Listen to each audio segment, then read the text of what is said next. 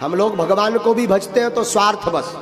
शंकर जी पे 2 रुपए का दूध चढ़ाएंगे, पानी डला हुआ, पानी मिक्स। और हे भोले बाबा ओम नमः शिवाय, ओम नमः शिवाय, हमारे बेटा की नौकरी लग जाए, हमारी बिटिया की शादी हो जाए, हे भोले बाबा हमारा पैसा बढ़ जाए, धन बढ़ जाए। 2 रुपए का दूध चढ़ाएंगे, 1 करोड़ की संपत्ति मांग लेगा आदमी। मानो भोले बाबा पागल हो, यही भर होशियार हो, आगे के लगे। है? भगवान को पागल ही समझते एकदम। 2 रुपए का महाराज दूध चढ़ाएंगे शंकर जी पे, 1 करोड़ की संपत्ति मांग लेंगे। अरे महाराज देने वाले भगवान ही है, और पर मांगने से मिला तो क्या मिला? माधव तो सब जानते, उनसे मांगे नहीं, उनके चरणों में डले रहो, वो अपने आप कृपा कर देंगे। आदमी बड़ा विचित्र है, बड़ा विचित्र है। लेकिन गोपियां निस्वार्थ प्रेम करती भगवान से। कैसा प्रेम? कौन सा प्रेम करती? निस्वार्थ, कोई स्वार्थ नहीं। और जैसी गोपियां पहुंची तो भगवान श्लोक बोल स्वागत करते, स्वागतम वो महाभागः प्रियम किम करवाणि वा ब्रजस्यानामयं कच्चिद ब्रूतागमन कार। आओ ब्रज गोपियों, स्वागत है तुम्हारा, आओ आओ आओ। गोपियां मुस्कुरा दी, जय हो प्रभु, स्वागत कर रहे, धन्यवाद। भगवान स्वागत करते हैं। गोपियां पहुंचती, और जैसे ही गोपियां पहुंचती तो भगवान को देखकर गोपियां मुस्कुराई, कुछ नहीं बोली।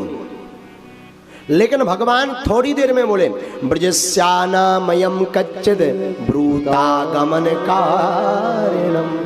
अरे गोपियों, यहां वन में अकेले क्यों घूम रही? ले आओ, पहले यही स्वागत करते, किसी को आप निमंत्रण दो।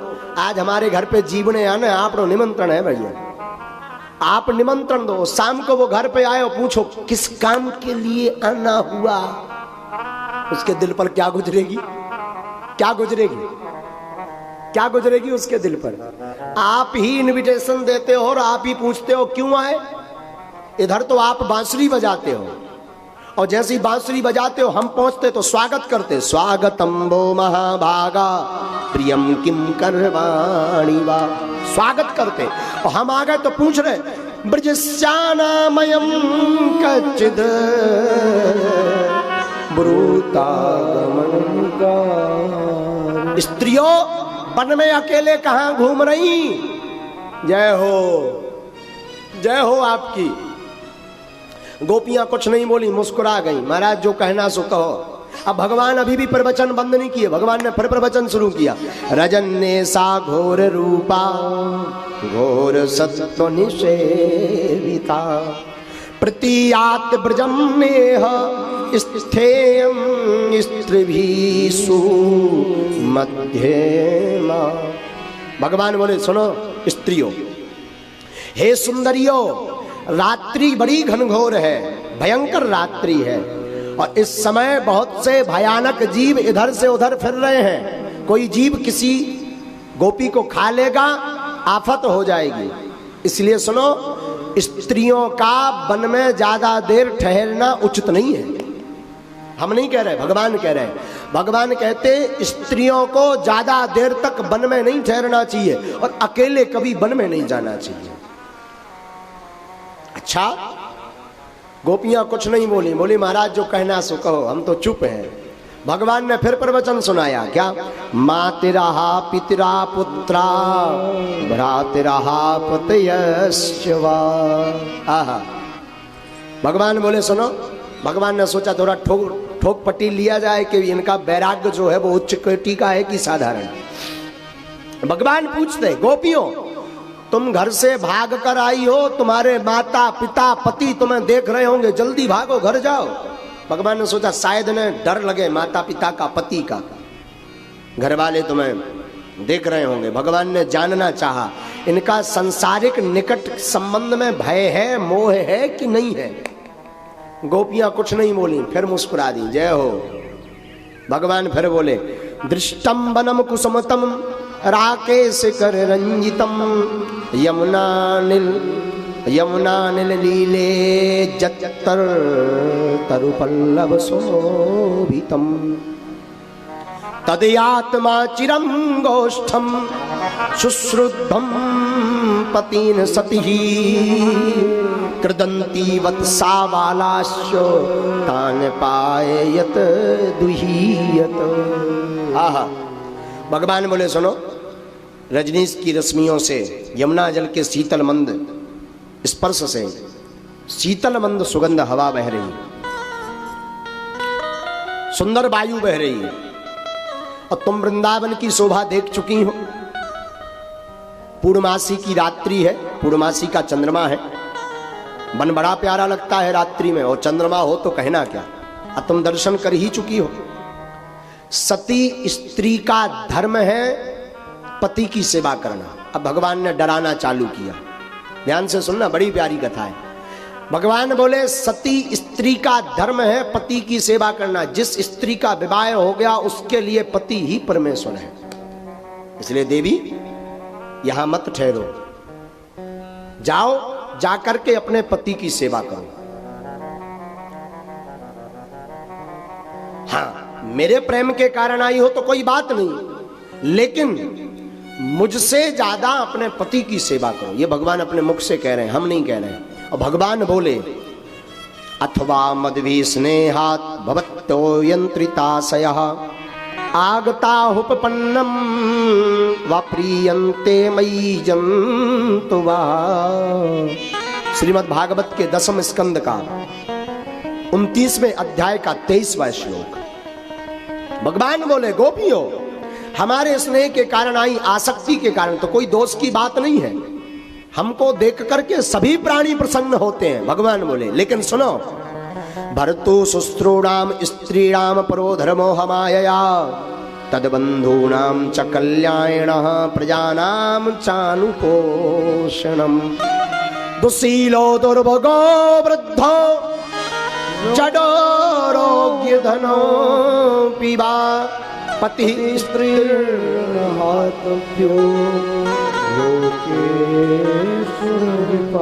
ध्यान से सुनना। भगवान बोले हे कल्याणियों, पत्नी का परम धर्म है पति की और पति के बंधुओं की, परिवार निष्ठजनों की सेवा करना, संतान का पालन पोषण करना।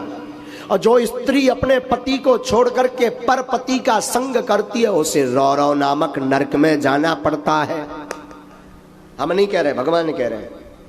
भगवान बोले स्त्रियों, हे कल्याणियों, हे सुंदरियों, पति कैसा भी हो, वृद्धो जडो रोग धनो पीवा, पति मूर्ख हो, पति पागल हो, पति कमजोर हो, वृद्ध हो, पति मूर्ख हो, निर्धन हो, फिर भी स्त्री का परम धर्म है अपने पति की सेवा करना।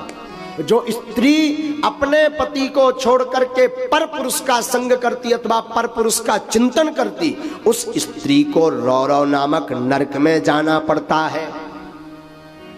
और उस नरक में अनेकानेक यातनाएं दी जाती हैं। लेकिन पतियों का भी धर्म है, केवल स्त्रियों का नहीं, पतियों का भी धर्म है। एक पत्नी व्रतधारी सदा बाल ब्रह्मचारी। पुरुषों का भी धर्म है अपनी ही पति का वरण करें। भगवान आगे बोले श्रवणात् दर्शनात् ध्यानामयी भावोनुकीर्तना ना तथा सन्निकर्षेण प्रतीयात् ततो ग्रह।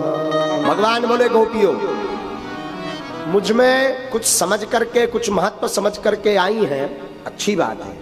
लेकिन भगवान बोले सुनो, हमारी कथा सुनो, ज्यादा लाभ मिलेगा। श्रवणात् दर्शनात्, दर्शन की इच्छा है तो घर पर वापस लौट जाओ, आंखें बंद करके हमारा चिंतन करो, ध्यान करो,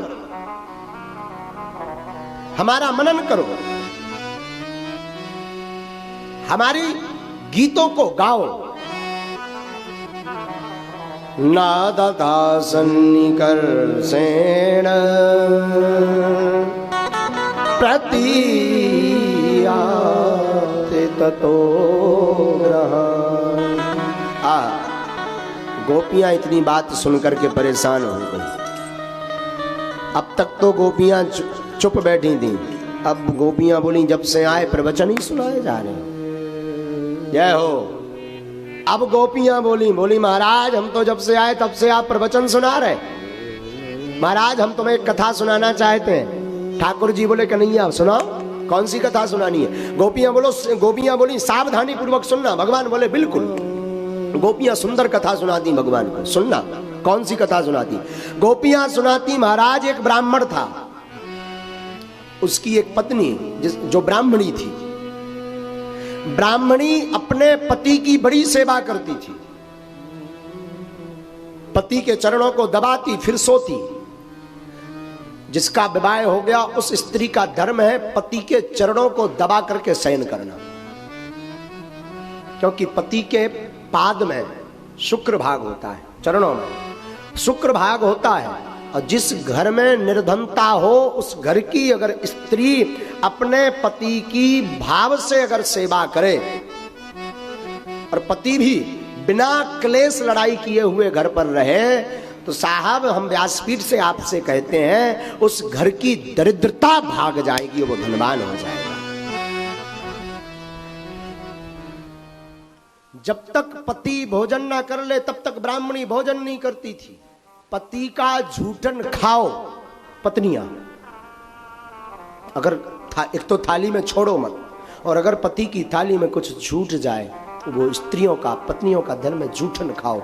और पुरुषों के लिए भी सुनो, अपने माता अपने पिता और अपने गुरु का झूठन खाओ। तुम्हारे लिए भी है, तुम अपने माता पिता गुरु का झूठन खा सकते हो। अगर वो थाली में पदार्थ शीत प्रसादी छोड़ दें, इसे शीत प्रसादी कहते हैं। कौन सी प्रसादी कहते हैं? शीत प्रसादी। ब्राह्मणी पति की सेवा करती, पति को खूब मानती। गोपियां कहती हैं ठाकुर जी एक दिन इसके पति ने कहा कि ब्राह्मणी मुझे विदेश जाना। ब्राह्मणी ने कहा महाराज आप विदेश जाएंगे तो हमारा पतिव्रत धर्म नष्ट हो जाएगा। ब्राह्मण देवता बोले क्यों? मेरा नियम है। ब्राह्मणी बोली मेरा नियम है आपको भोजन करा करके भोजन करना, आपको सुला करके सोना, आपके चरणों की सेवा करना। आप विदेश चले जाएंगे तो मैं कैसे करूँगी? ब्राह्मण बोले कि बात तो सही है, पर ब्राह्मण ने एक उपाय निकाला। क्या? ठाकुर जी से गोपियां बोली सुनो क्या उपाय निकाला। ब्राह्मण ने कहा ब्राह्मणी हम अपने ही नाप का एक पुतला बना देते हैं मिट्टी का, और हम विदेश जाते हैं। तू जिस प्रकार हमारी सेवा करती वैसे ही हमारी मूर्ति की सेवा करना। भोजन सामने रख देना, मन में ऐसा भाव रखना कि मैं भोजन कर रहा हूं। रात को सोने के पहले उस मूर्ति के चरण दबाना, ऐसा मानना कि मैं सो रहा हूं। ब्राह्मणी बोली ठीक है महाराज। ब्राह्मण विदेश चला गया।